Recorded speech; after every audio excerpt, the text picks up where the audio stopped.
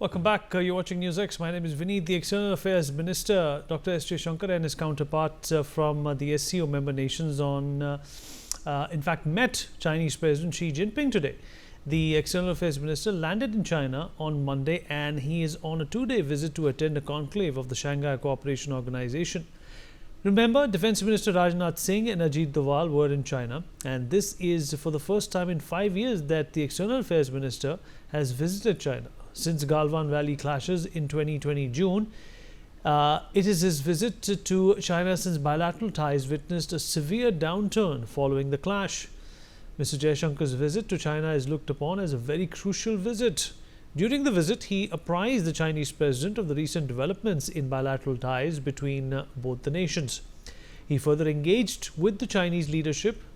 He also met with Chinese vice presidents, reiterating that continued normalization of India-China ties hold potential for mutually beneficial outcomes.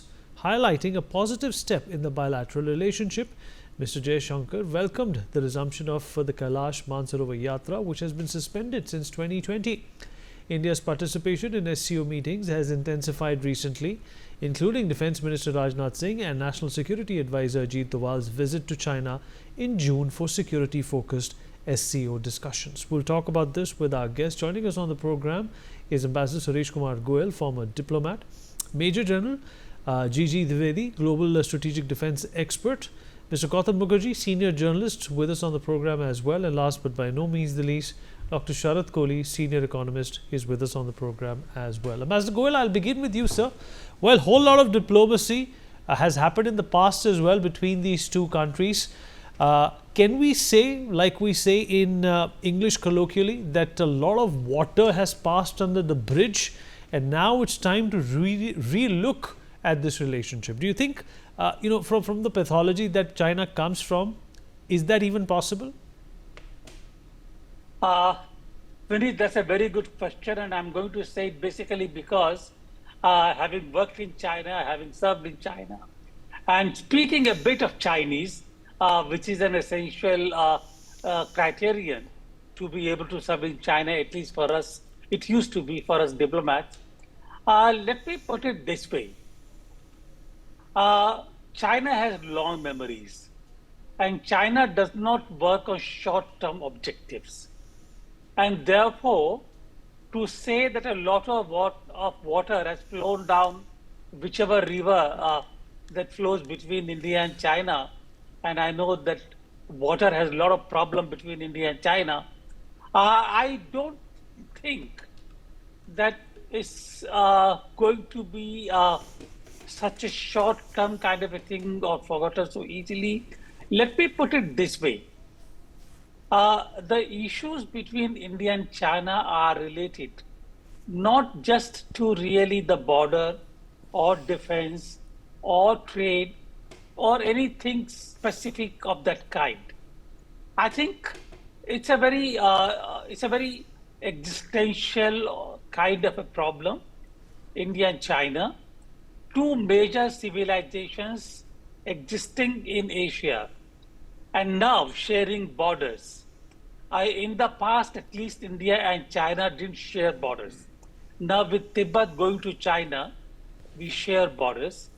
So sharing borders, neighboring countries, largest and oldest civilizations with equally valid claims for being major powers in Asia. I don't think it can be easy for them to really adjust to each other in a manner of the water flowing down Ganges or the Yellow River. No. I think the problems are going to be basically for China to recognize that even if India is not an equal, either economically, politically, or in terms of the total production, GDP, gross production, that India cannot be dismissed in a short manner. We have to recognize each other, and we have to recognize that both can work with each other, but if they don't work with each other, it's a problem for both India and China. I am speaking in generalities, but I think it is important to understand that the problem is not just one or the other. The problem is two major powers coexisting with sharing borders. I can speak in more details later on, but I don't think it's going to be easy. Okay. I appreciate your candor, sir. Let me also rope in General Dwivedi into this conversation. General Dwivedi, all right, there is this inclination, for us anchors as well as analysts as well as defense experts also to look at China and India and the relationship that we have shared despite the ups and downs in isolation. But do you think it's important to have the prism of Pakistan also in mind when you deal with China, especially after Operation Sindoor? Vineet, first and foremost, I think a lot of water has flown down the Shok River in last 5 years, especially in eastern Ladakh. So to that extent, I think your statement was quite validated. Well, when you look at China, you have to look at two prisms. One is the long-term perspective, and second is through the larger international geopolitics, because not only Pakistan or South Asia, you need to look little far beyond. And having served multiple times on the LAC and myself being defense attaché in China, I can give you few my own perspective, which are quite validated. First and foremost, when you look at China, you look at deeper, a little deeper, and let me go to about 2012 when Xi Jinping took over. Before that, the LAC was fairly dominant. The relationship were on the upswing, and there were a lot of, kind of on the face of it, some kind of bonhomie among the two nations. But when Xi Jinping came, he disturbed the status quo. We had 2013 Depsang, 2014 Demchok, then 2017 we had Doklam. But then after, Prime Minister went to Wuhan and then Xi Jinping came to Mamallapuram in 2019, it was assumed that, relationship are back on track because they had evolved a mechanism of strategic guidance. But that didn't happen. In 2020, April, May, three Chinese division walked across Ladakh, and that's why it's mentioned the Shok River. Now, after that 5 years, so much has happened. The Tibet have been actually fortified, the whole LAC have been militarized, and the Chinese have built so much infrastructure. The point is that today, what we are looking at is a very, very tense situation on the LAC. Along with that, you asked geopolitics. You see geopolitics, how India has moved into Quad, how India has signed ITU2, and the other South Asia, how Chinese have made deep inroads, not only Pakistan, in Bangladesh now, Nepal, Bhutan. So when we look at the whole things, we can't say that one visit is going to make major difference. But the point is, after Kazan, again, we thought that there's going to be some kind of move forward, but that has not happened. And we saw what happened in Operation Sindoor. Chinese were the wingmen of Pakistan army. So what I am saying is that this is part of the process. The complex issues between India and China are very deep. And in fact, now Chinese have even moved on to weaponize the trade when they actually impose restriction on the, rare minerals, on the fertilizer, and also withdrawing the workforce from the Foxconn. So what I'm trying to get at is that Chinese become little soft when they need some kind of stability. Today, inside China, there is a turbulence, economic and political. Chinese are facing the American on the economic front, so they may like to ease off some tension with India. So we should see that this is some kind of a temporary kind of a activities on the Chinese, that they don't want to have that kind of high level tension and animosity.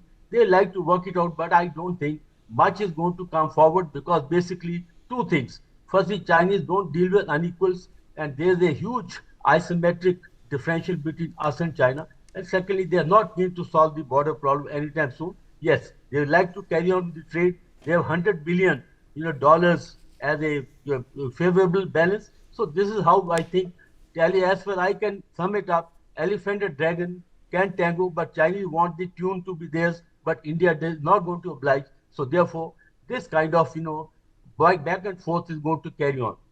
Vineet. Absolutely. Dr. Kohli? Well, India still continues to trade with China. We have shown our dissent, and we have shown the fact that China and the hegemony that it tried to inflict on us is not going to work. We have banned a number of their applications as well. They have hit us below the belt, when it comes to geopolitics, when it comes to our borders, as well as when it comes to other areas as well. How do you think that there could be a realignment between India and China when it comes to this relationship? Can we just, have this massive amount of trade with the Chinese and put everything else in the back burner? Well, good evening, Vineet. Good evening to my fellow panelists and Newsx viewers. I think if I sum up the India-China relationship, we've come a long way from being Hindi Chini bhai bhai. Long ago, as you rightly said, a lot of water has flown under the bridge. I would sum up that relationship in a phrase, and I call it as a love and hate relationship. It's a very complex relationship, whereas on one side we have $127 billion of bilateral trade, a huge trade deficit of about $100 billion, more than 100, rather 113 now. We only export $14 billion. We are still importing 113. We can't do without Chinese goods, whether it's raw material, whether it's finished goods, or whether it is, other services that we avail from China. On the other hand, we have Make in India, Atmanirbhar Bharat, on which Prime Minister Modi is very concerned. The fact that, some part of the country, manufacturing hubs, trading hubs can close down today if Chinese import stops. And then in the recent times, Chinese blockage of rare minerals, Chinese blockages of fertilizers, some kind of fertilizers which were being used almost to the extent of 80% in our crops. So China's mischiefs time and again, makes the relationship very complex. So we can't do without each other, and we are finding it hard to survive with each other. It's a love and hate relationship. So these kind of efforts by our External Affairs Minister S. Jaishankar, I think are always welcome, because some kind of basic working relationship has to be maintained. Then the complexities have arisen because of Pakistan. Recently, complexities have arisen because of Russia, because of America. So it's a very, very complex situation. So I think we need to work out a formula where, both the countries, they keep meeting each other's needs. I mean, for India, China is a very strategically located country. We, business-wise. For China, we are geographically very strategically located. It is a friend of Pakistan, which makes it complicated. We share the same pain coming out of America as far as the tariffs are concerned. China has been retaliating. We have not retaliated, but there was only a few weeks ago, China said, let's fight together about these American bully of tariffs. So we are, so it's a very, very complex. On one day, we get news that probably Kailash Mansarovar Yatra has started. On the other day, we get the news that they blocked our fertilizers. So, which is why I said the relationship of love and hate, the relationship is very complex. But I think a basic working diplomatic relationship needs to be maintained without a doubt. And that is the effort being made by our diplomatic circles through External Affairs Minister. At least the basic relationship, we are in talking terms, we are on basic business terms. We continue to meet each other's requirements. We at least maintain peace on the borders. LAC should be respected. All the infrastructure being constructed by China should be kept on hold. Our water sharing treaties and water sharing arrangements should be in place. Well, I think that is the best. If you ask me honestly, at a personal level, I don't think it could be a bonhomie for a long term. As my previous panelists have also commented, at least a short to mid-term, shall I say, basic relationship can always be worked out, which is how these visits can contribute. And by the way, it also leads me to making a statement that all the things we were hearing about President Xi Jinping and so, a replacement, or probably he's here and there. I think Mr. S. Jaishankar has met him and he's briefed him. So I think all those rumors or all those stuff coming, although we don't know what's going to happen at the end of the day, but at least for now, some part of those rumors can settle down, because our own External Affairs Minister is probably going to meet him or has met him. So complex relationship, and I hope basic relationship is maintained, as they say in human relationships, at least maintained so you can be eye to eye with each other, and you can maintain your basic trade, basic diplomacy. You can respect each other's sovereignty. You can respect each other's security, Vineet. Absolutely right. And Gautam, well, tensions with Pakistan have just gotten over, but the fact of the matter is that when something like this happens again, India is obviously going to look to China to not support Pakistan, but that's not likely to happen. In which direction do you feel, this trade and diplomacy and this geopolitical ecosystem is likely to evolve? Well, Vineet, we're working on China Plus One, and we're chipping away, not very successfully or apparently at this point in time, in the deficit, where they have a huge balance of trade in their favor. But we are growing at 6.5%, and we are catching up.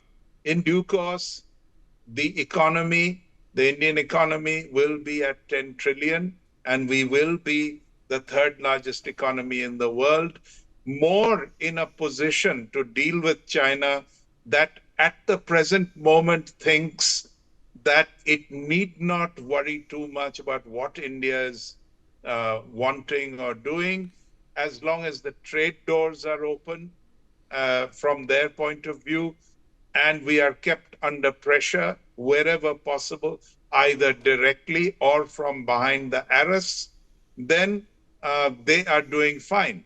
But in a way, they are not doing fine. In a way, they are weakening and we are strengthening. Yes, there's a big disparity between us, but geopolitical tensions are in our favor, and we will continuously increase our Atmanirbhar defense manufacturing. We will get more and more help from the West in order to contain China, even with many hiccups, bumps, restrictions in between. But we are moving forward steadily. And in this, China cannot stop us. And we are maintaining an even balance. It's a rivalry. It is not a matter of just maintaining our borders and keeping them at bay alongside Pakistan. We know that they are working together. We are aware of it, and we are taking steps every day to try and mitigate the effect of that. As a matter of fact, China realizes that it cannot really dominate a nuclear India any more than we can go out of our way to provoke an actual conflict with them. But at the same time, it is not a walkover, and it never will be. So we are moving ahead economically. We're moving ahead militarily. We are not going to be as dependent as we are today on China in terms of imports. We are creating a number of other alliances, and many of the things that China is trying to stop coming to India is going to come and is beginning to come from other sources. So it's a matter of a delay tactic, nothing more, nothing less. Vineet. Fair enough. Good points by everyone. Unfortunately, we have run out of time, but things have been put into perspective, and we'll continue to monitor how this relationship evolves or develops or devolves, for the lack of a better word. Thank you everyone for being a part of this conversation.